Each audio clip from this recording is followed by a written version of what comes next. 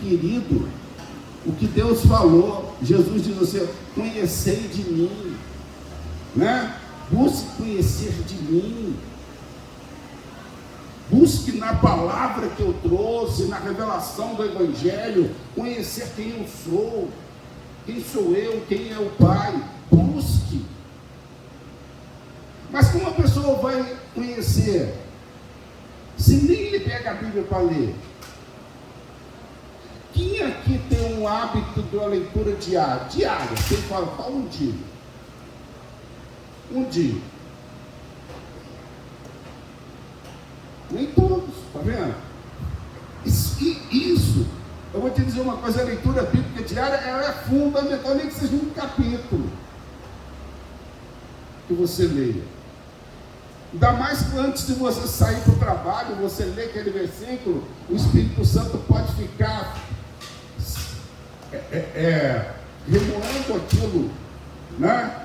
A vaca, quando come o capim, ela tem 2 estômagos.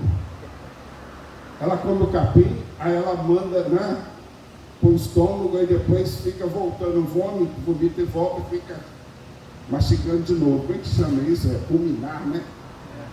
Ela fica ruminando o capim para aí sim fazer digestão. O Espírito Santo, nós lendo ali, antes de trabalhar, nós estávamos nosso esposo, acordou mais cedo. Ele acordou mais cedo. Ó, é assim, gente, que nós vamos, sabe, agradar o coração do Senhor. Pastor, mas acordo muito em cima da hora. Acordo mais cedo, irmão. Qual diferença vai fazer se acordar 20 minutos mais cedo ou mais tarde?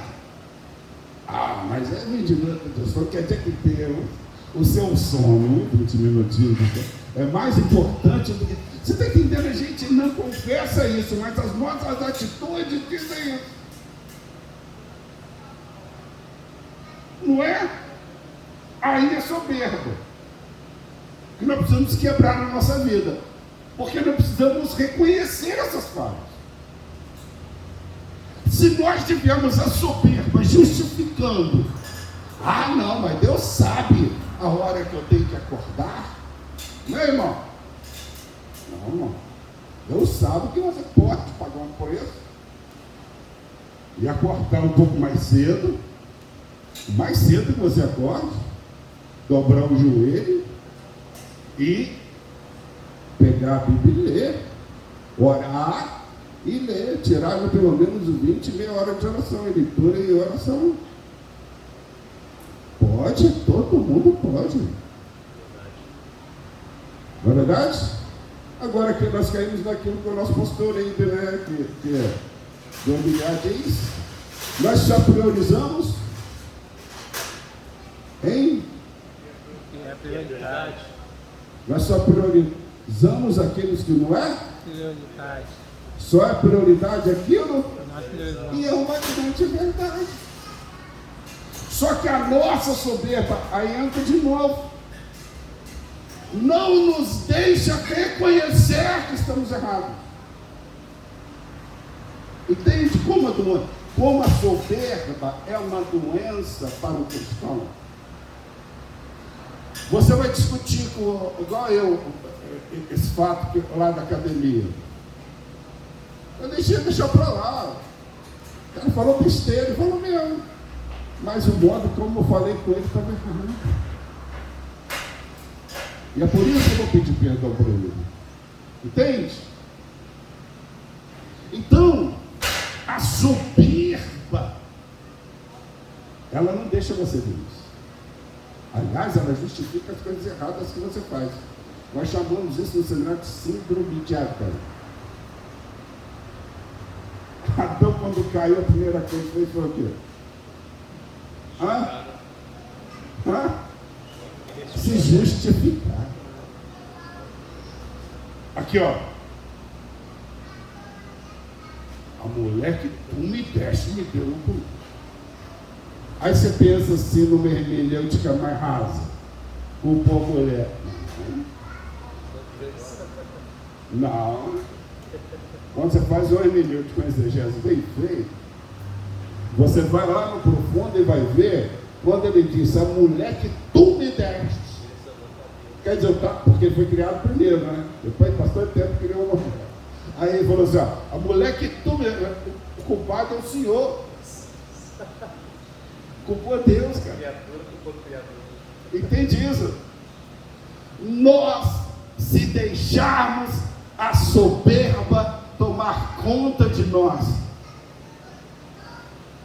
nós perdemos muito e nos afastamos da verdade de Deus.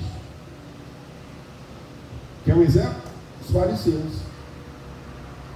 Eu estava lendo outro dia que os saduceus e fariseus mandaram os guardas ir prender Jesus. Aí os guardas foram prender Jesus. Chegou lá Jesus pregando, né, e tal.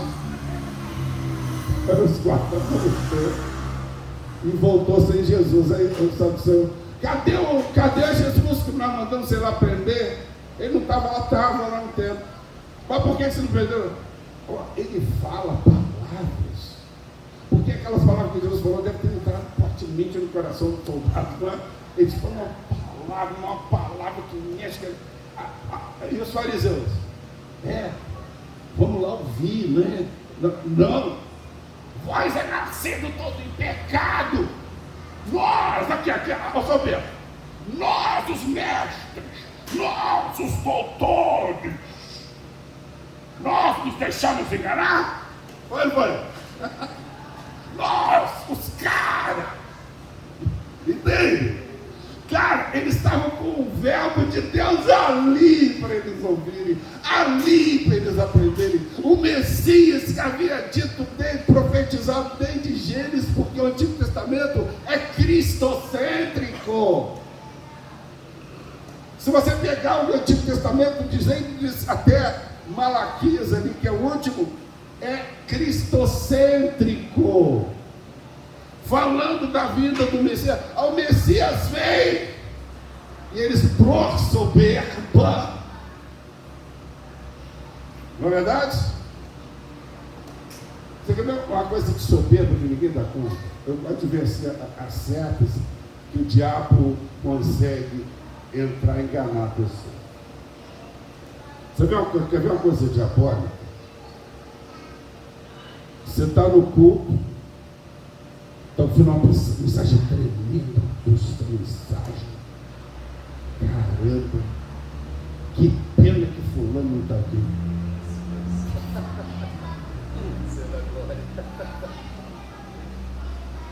Fulano precisava ouvir, ela não. É tanto para ela que fulano não estava presente, porque Deus é onipresente, onisciente, onipotente. Quem estava lá era ela. Era para quem aquela mensagem? Já ouviu a pessoa falar? Pedro fulano não estava. Não, quando você fala assim, eu sonda corações, tá, gente? Eu julgando não. Às vezes o irmão falou, foi tão edificante para mim. Eu queria que o meu irmão fosse edificante. Não, não é esse que eu estou querendo. É esse que eu estou querendo. Eu não precisava. Fulano fez. Meu irmão, o diabo consegue colocar coisas se você não estiver. Por isso que Jesus falou, vigiai e orai, para não cair em tentação. Porque na verdade o espírito está pronto, mas a carne ele é fraca. Entende? Porque de nós mesmos nós não somos nada. É o que Deus diz aqui. Eu me comprazo de quem eu quiser. Eu terei misericórdia de quem eu quiser ter. E pronto, acabou. Sabe que fruto nós somos disso aqui? Fruto disto aqui. Não tem nenhuma. Tem alguma ação minha? Tem alguma coisa eu? Você ou alguém? Por isso que toda honra, toda glória é dada a Deus. Amém. Tem gente que odeia o homossexual porque o soberba já dentro dele cresceu a tal ponto que que ele se acha melhor do que o homossexual. Antes dele ser alcançado, ele era melhor do que o homossexual. Quer dizer que ele recebeu misericórdia, mas o outro não pode receber, porque o outro é pecador desse jeito. O outro, você está entendendo o detalhe? Isso que eu estou dizendo para a igreja é profundo. Porque quando nós entendemos o que nós somos, entendemos o que Deus é, nós não passamos a olhar o mundo, nós passamos a olhar o mundo com outro olhar. Nós passamos a olhar o mundo com o olhar de Cristo. Nós passamos a olhar para o mundo com o olhar de misericórdia e não de condenação, mas de misericórdia. Quando nós vemos o mundo, rapaz, eu vou te falar uma coisa: se Sodoma e Gomorra era podre aqui, essa época então, né? Eu estava vendo a propaganda da Globo, essa coisa agora de ter representatividade, né? Representatividade na sociedade. Aí mulher beijando mulher, homem beijando, quem já viu essa propaganda na Globo? Homem beijando homem, né? Aí mulher beijando homem também, mas emoção é diversidade. Não, que eles são uma emissora com diversidade. Entende? Um homem branco, um homem negro, uma mulher negra, um homem branco, né? Nós somos a diversidade. Cara, isso né? É horrível. Porque, cara, eles estão conseguindo normalizar coisas abomináveis. E a sociedade sem Deus, ela começa a se moldar a isso. Entende? Deixa eu fazer uma pergunta para vocês. Quantas horas eu sei? Para a gente refletir aqui. Deus sempre tem um propósito de amor com tudo que Ele faz. Porque Deus é perfeito.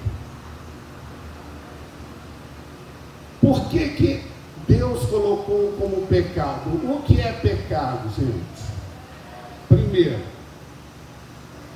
eu vou primeiro preciso entender, definir isso. O que é o pecado? Eu já ouvi pessoas dizer, é errar o alvo. Mas para mim não respondeu nada. Errar qual o alvo? O que é pecado? Tudo aquilo que Nós desagrada a Deus. precisamos ter uma definição bem clara na nossa mente sobre o que é pecado, para a gente não cometer, saber por que não cometer. Se você chegar, por que você não pode usar droga? Porque o pastor falou. Não, mas você está rindo?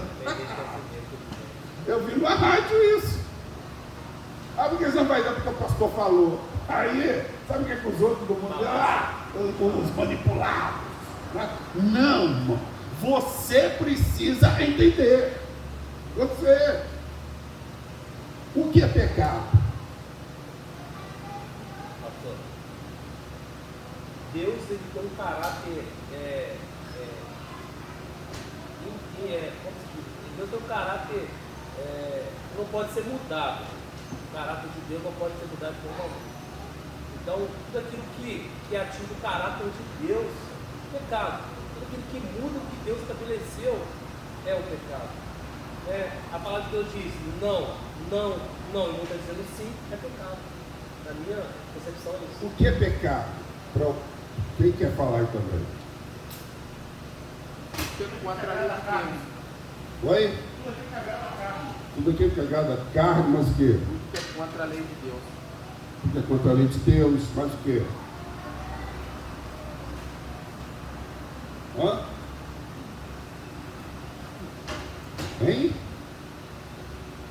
Está vendo o que o Simão falou? O pecado, resumidamente, gente, é a desobediência.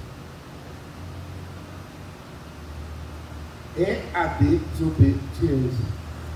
Mas desobediência também de quê? Eu preciso saber. É por isso a importância da leitura bíblica. Como é que eu vou saber se eu estou obedecendo ou não, se eu não conheço? Não é verdade? Como é que eu vou saber que eu estou obedecendo ou não obedecendo, se eu não conheço o que Deus quer? Então, o pecado é a desobediência dos ensinamentos do Senhor. Então, está bem definido o que é pecado? Isso é pecado. Agora, por que ter relação sexual fora do casamento é pecado, na opinião de vocês? Ah, porque o pastor falou, Também, mas ele não entendeu nada. Mas você não pode andar assim. Essa pessoa anda assim, ela anda com uma fragilidade, uma superficialidade. Aí o pastor desagrada, ela frustra, aí vai. Porque o homem é falho, vai frustrar ela, vai zarar ela, aí pronto, perdeu aquilo. O pastor falou, mas estava errado, não está errado. Então, se você não levar as ovelhas a entender, elas entenderem o que significa servir a Deus, o que significa essas coisas, ela precisa entender. Aí fica independente do pastor, pode tirar teu pastor, que ela continua tendo uma vida em santidade. É isso que é o trabalho de um pastor. Não levar as pessoas a ela, a depender delas. Um verdadeiro pastor vai levar as pessoas a Jesus. Entende? A serem cristãos verdadeiros, obedientes ao Evangelho de nosso Senhor Jesus Cristo. A realmente levar as ovelhas, a igreja, a serem súditos do reino de Deus. Aí precisa de um pastor. Olha, uma frase eu vi e, cara, isso é muito sábio. Sabe qual é o maior líder na opinião de vocês? A característica de um maior líder.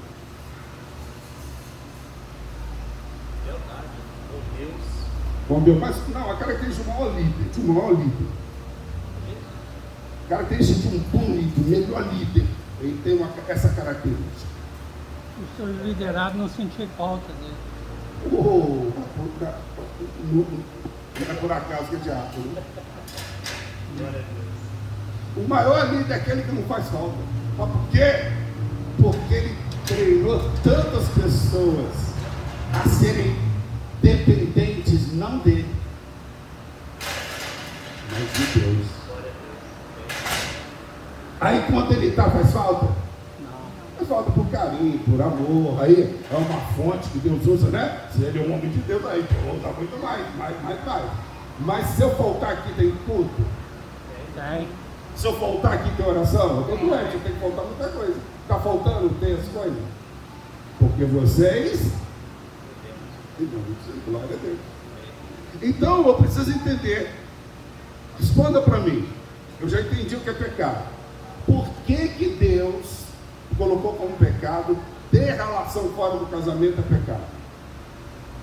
Pastor, na minha concepção, eu estava justamente falando com o jovem sobre isso. Está namorando e já foi batizado, e ele é afastado do evangelho justamente porque ele segue esse padrão que me falaram.